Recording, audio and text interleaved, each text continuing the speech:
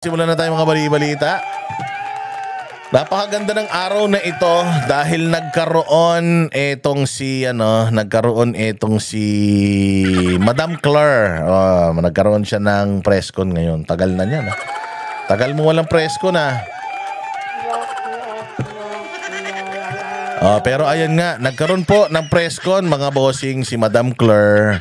At ito nga po yung kanyang nireaksyonan sa kanyang mga tanong ng media. Kita nyo naman, nakatingin na naman siya sa langit. Laging ganyan yan si Claire eh. Kapag tinatanong mo, laging tumitingin sa kawalan. Oo, hinahanap niya kung nasan yung utak niya eh. Kaya nakatingin yan sa kawalan kasi walang laman ng utak eh. So ngayon, kasi merong statement si VP Sara, di ba? Sabi ni VP Sara, wala yan.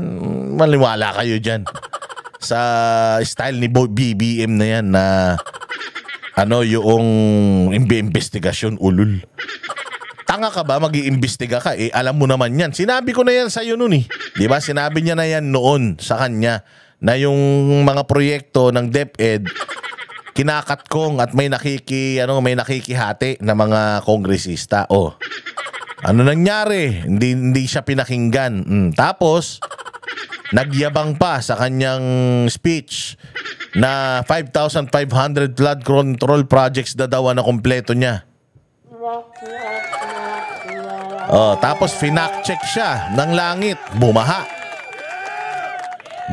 gigil na gigil pa siya. Sabi niya may flood control naman daw, nabanggalang daw ng barko. Tapos nung sumunod, may flood control na overwhelm lang. Hindi siya hinihintuan ng pagkakataon, tadhana at ng langit. Sa tuwi na lang may kabulastugan silang gagawin. Binabaha ang Metro Manila pati ang buong Pilipinas. So ngayon nagfa-fact check mismo yung langit sa kainkompetensan. Dahil incompetent si Bongbong, ayan, at mahilig magyabang, mangako nang hindi naman niya alam. Kaya ayan, binabaha tayo ng binabaha. At dahil dyan, nag-imbestiga siya kunyari. Pero yung mga insertions ng 2025 GAA, hindi naman niya finito. Di ba? Hindi niya finito. Ang daming projects na 2025 flood control projects, hindi niya mahanap. Pero pinirmahan niya yung budget. Kaya ngayon, meron silang isa pang pautot na napansin daw nila ang daming insertions na naman. Kaya ibinalik nila sa yung NEP, binalik nila sa sa DBM. Di ba? Diyan mo malalaman na ito si Bongbong hindi talaga nirerespeto ng mga congressman at yung mga congressman talaga mga satanas. Bakit? Takin mo, pinag-uusapan natin ngayon corruption, tas ang dami na naman nilang insertions. Wala talagang walang hinto mga yan. Kasi nga nasanay sila eh. Nasanay sila na insert lang ng insert, tapos pirma lang ng pirma yung isa. Hindi lang siya makapirma ngayon kasi nga magnified sa kanila. Inaantay talaga ngayon lalong-lalo na ng Senado. Inaantay ngayon kung ano yung mga insertions nila. Kaya kunyari, nabisto nila na may insertions. Pero sa totoo lang, nasanay talaga sila na meron talagang insertions. Nasanay sila na nakakalusot yung mga kabulastugan nila. So eto, si Inday Sara, minamaliit niya yung investigasyon ko, no? Kasi tingnan mo naman, paano ka mag-iimbestiga kung mismong DPWH Secretary na yung nagsisinungaling sa'yo, yung DPWH, meron pa pala silang investigative body, internal audit, meron pa pala silang ganun. Pero ang dami-dami nilang pagnanakaw na nagagawa. So kaya sabi ni Inday Sara, ang tagal na rin eh. Tagal na nung last year yung unang yung unang fact check sa kanya. Meron na naman ngayon. Nag-ikot-ikot na siya. Tapos ang naisip lang niya, bumuo ng grupo para mag-imbestiga. Dati nang merong Presidential Anti-Crime Commission, binuwag niya. Hindi ba ito yung mga hindi maipaliwanag ni Claire Castro, nakafocus siya doon sa sinabi ni VP Sara. Tingnan mo ang daming sinabi ni VP Sara doon sa interview na yon, ang pinick up niya yung isang bagay lang. Ano yon? Yung sinabi ni VP Sara na kung talagang gusto mo, isang araw tapos yan. Hindi ba tama? Kung gusto mo talaga na mayroong mapatunayan na may magnanakaw, isang araw lang may maibibigay ka na mga pangalan. Bakit? Bilyon-bilyon ang confidential funds mo. Tapos hindi ka makapaglabas ng intel kung sino yung mga kawatan na mga kontraktor. So saan mo ginagamit yung confidential funds mo? So eto, pakinggan natin yung sinasabi na naman dito ni Auntie Claire. Ni Auntie Claire na mas inaatupag yung pagdadamit ng maayos kesa ayusin yung utak niya. Ito na. Isang araw lang matatapos ng investigasyon? That is absolutely preposterous. Oy, spell preposterous. Ang tagal mong inisip niya na. Well, actually, hindi naman sinabi ni Inday Sara na matatapos in one day yung investigasyon. Hindi yung lumabas sa bibig niya. Ano man tawag doon? Idiom ba tawag doon? O ano? Basta, hindi yan literal. Oo, hindi yan literal. Ang ibig sabihin nung kanyang sinabi, kung talagang gusto ni Bongbong Marcos na mawala ang korupsyon, matapos yan, ay dapat mas mabilis sa alas 4. Nakapaglabas na siya ng mga pangalan, nakapaglabas na siya ng mga figures. Ang dami niya ng mga nilabas na flood control, yung listahan, yung 15. Naglabas siya ng 15. Tapos sa 15 na yon, lumabas nga yung mga pangalan ng mga kontraktor. Pero dun sa 15 na inilabas niya, ilan doon, sino sa mga yon yung may mga ghost projects? Di ba? Nilabas niya ba yon? Hindi naman. Meron na ba siyang pinangalanan na mga involved na mga district engineer? May mga pinangalanan ba siyang involved na mga na mga local government unit na mga politiko? May congressman ba siyang pinangalanan? Wala naman. Yun yung sinasabi ni Inday na ilang buwan na rin ang nakaraan. Simula nung malaman mo na may maraming pagnanakaw pagdating sa flood control project. Pero hanggang ngayon, nandoon ka pa rin sa pagbubuo pa lang ng boy band mo. Yun yung sinasabi, hindi siya literal na isang oras. Isang oras, hindi yan literal na isang araw kasi preposterous talaga yun. Pero dahil bobo ka, you took it literally na hindi naman dapat. Ang sinasabi doon, dapat meron ng aksyon sa tinagal-tagal na panahon. Putya yan, baka nga nakalimutan na ni Bongbong kung saan siya nagpuntang mga lugar nung nag-ikot siya. Naghahanap siya ng mga flood control projects na wala siyang nakita. Baka hindi niya na matandaan yan sa tagal na so mabagal kasi talaga, ma'am. Wala na nga kayong infra projects. Ninanakawan pa tayo. Tapos hanggang ngayon, wala pang resulta yung investigasyon. Actually, hindi pa nga kayo nagsisimula ng investigasyon Di ba? Ilang linggo, buwan na nakakalipas, nagsimula ng investigasyon. Hindi. You're still in the process of what? Building, creating a commission na in the first place, hindi nyo naman na dapat ginagawa dahil nga meron na dating commission na binuwag nyo. Anak ng tinapay. Diretso. Ang Pangulong Marcos Jr., hindi po siya nagsasagawa ng investigasyon ala Tokhang way. Wala talaga, hindi talaga. Alam namin yon. Kasi kung ginagawa niya yung ala Tokhang na investigasyon, yung pupuntahan niya yung mga construction firm, kasi ganun ang Tokhang di ba?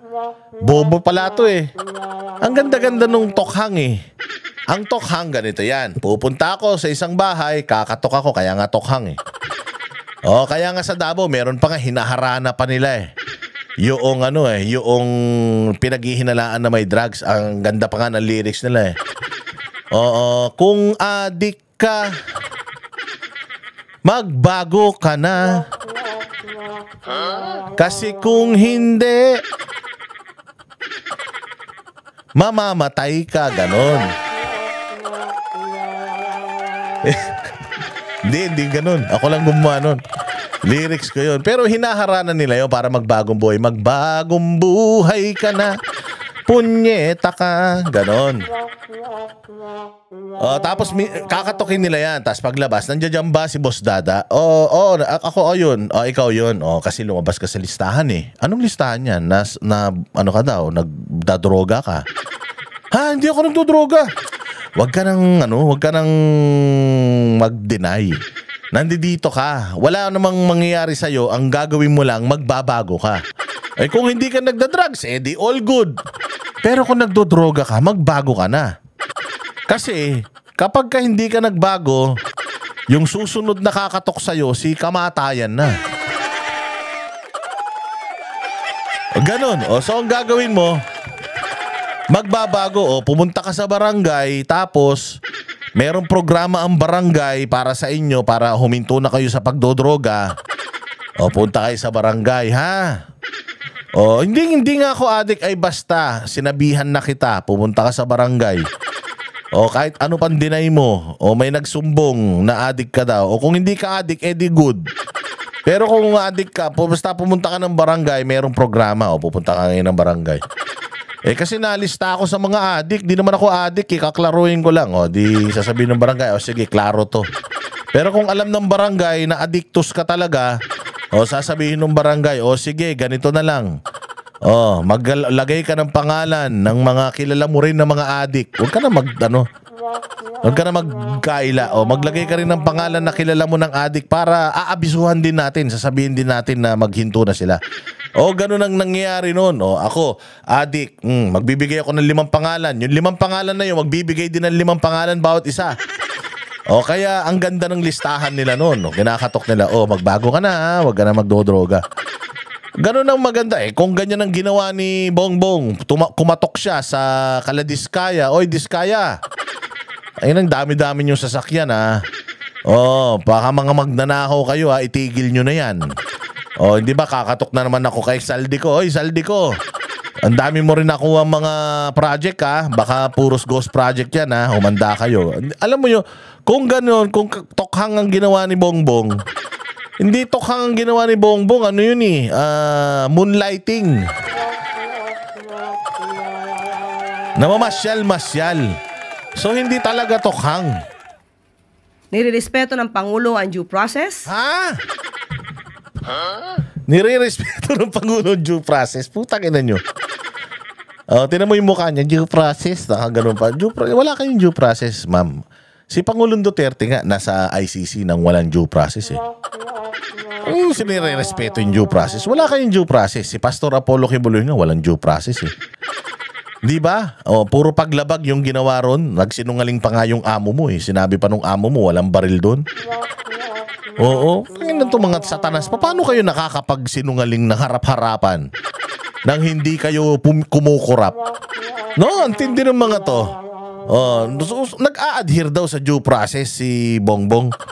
Kaya lang pa nag-adhere sa due process yun. Hindi nga yata alam spellingin ng due process saan ka makakita ng due process si Pangulong Duterte, ibinigay mo sa ICC, ginamit mo pera ng taong bayan para ipamigay mo si Pangulong Duterte sa ICC nang hindi ka dumadaan sa tamang proseso. Una, walang extradition. Pangalawa, wala siyang kaso sa Pilipinas. Pangatlo, hindi mo siya binigyan ng pagkakataon na lahat ng legal remedies niya, ma-avail niya. Hindi siya humarap sa korte para alamin kung siya ba ay karapat-dapat na ipadala ron. Yun yung due process na hindi ninyo ginawa Tapos sasabihin mo, sumusunod yung amo mo sa due process. Putang ina nyo, napakasinungaling nyo talaga. Para kayong nangako na naman ng 20 pesos na kilo ng bigas at saka para na naman kayo nangako ng 1 million na pabahay taon-taon, mga hinayupa kayo talaga. Nirerespeto ng Pangulo ang human rights. Ha? Utang ina, kapal na mukha nito, no? Nire-respeto ng Pangulo yung human rights. Under the watch of Bongbong Marcos, napakadaming human rights violations ang ginawa ng PNP sa Kingdom of Jesus Christ. Walang katapusan. Oo, pero yung Bongbong Marcos mo, wala na, siya ang leader ng PNP nung mga panahon na yun. Hindi niya pinigilan yun. Meaning, inaprubahan niya yun. Tapos sasabihin mo na nag-a-adhere siya sa human rights. Tanga ka ba? Katulad din itong isa pa, yung kay Pangulong Duterte. Di ba sabi nga nila nobody, walang sino man ang dapat na ikulong, tanggalin mo sa kanyang tahanan nang hindi dumadaan sa due process. Di ba? Yun yung parang rule of thumb ba tawag doon.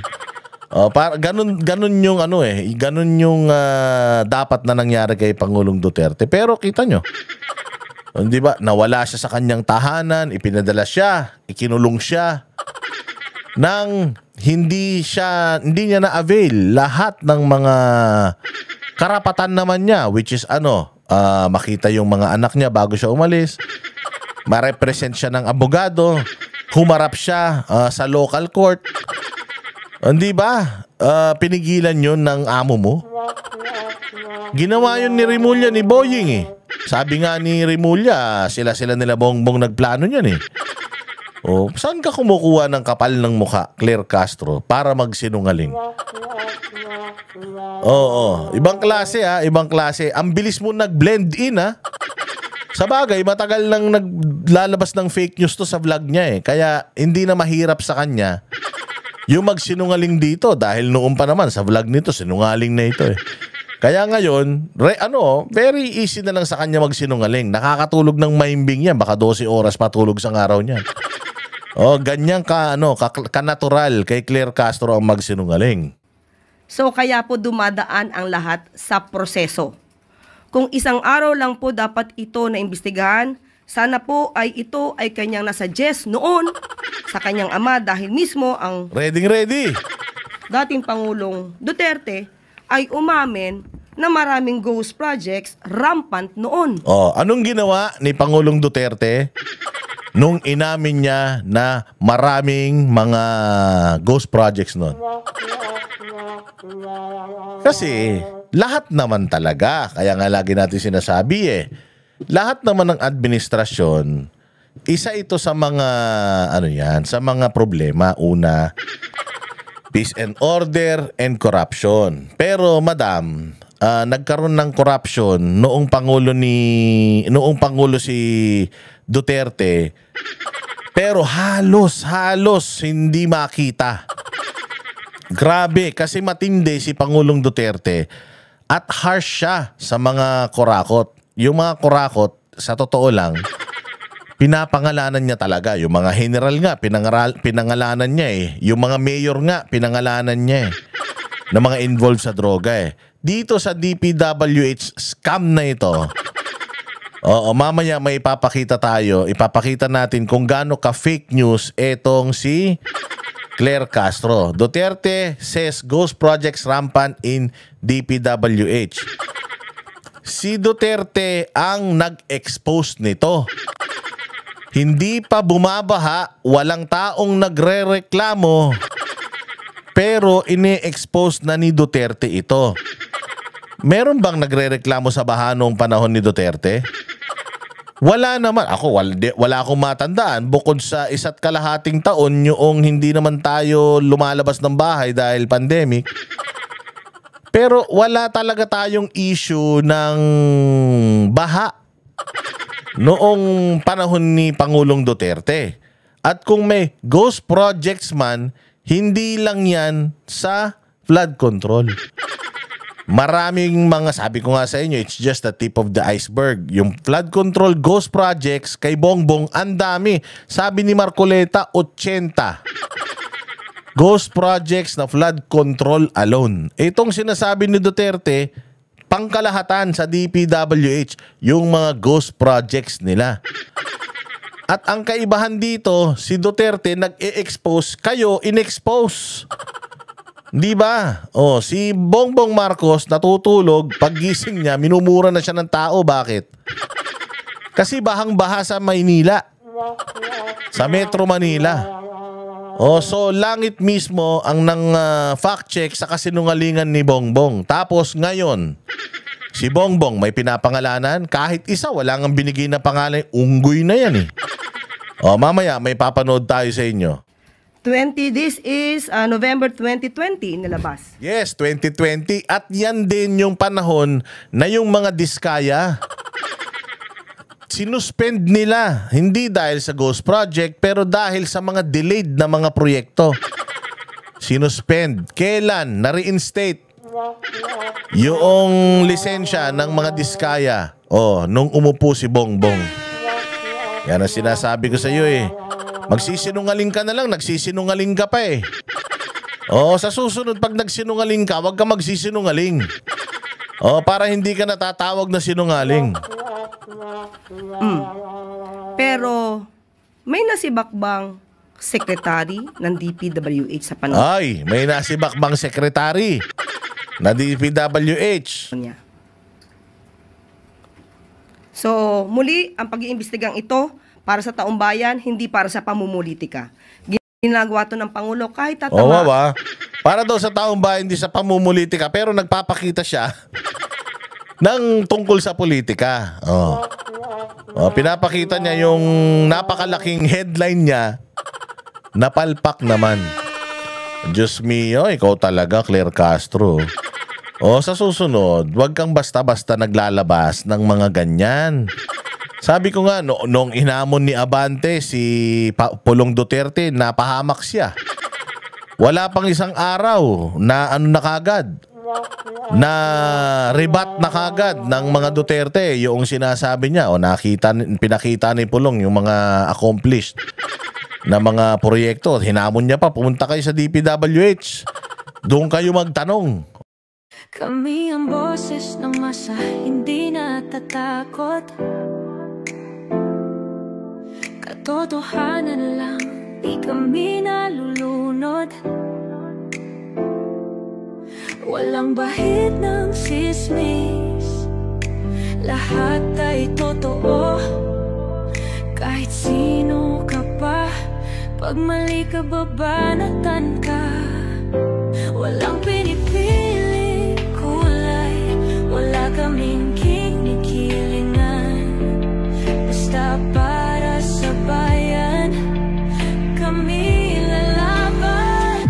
Pag tama palakpakan, pag mali banatan. Di matitinag, di matatakot, para sa bayan tuloy ang sigaw. Sa harap ng kamera, walang halong takot. Mga baluktot, lahat kayo'y tutumba. Ang hustisya at totoo, yun lang ang mahalaga. Kahit sinong harang, di kami matitinag. Walang pinipiling kulay, wala kaming kinikilingan. Basta para sa bayan, kami lalaban.